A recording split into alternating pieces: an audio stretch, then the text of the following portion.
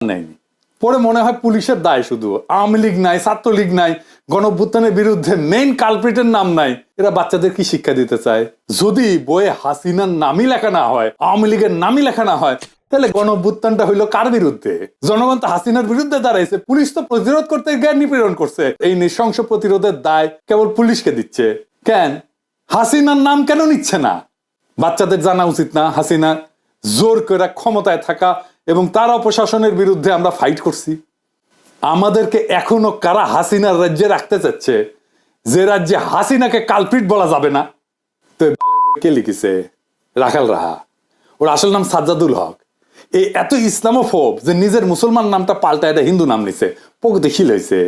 নবম দশম শ্রেণীর বাংলা বইয়ে জুলাই আন্দোলনের ইতিহাস কেন্দ্রিক একটা গদ্য যুক্ত করা হয়েছে, এটা তো খুনি হাসিনার নাম লেখা হয়নি। কিন্তু আমরা কার বিরুদ্ধে যুদ্ধ করছি তার নাম লিখতেছে না, কারা শহীদদের খুন করছে, গুলি করছে, পঙ্গু বানাইছে,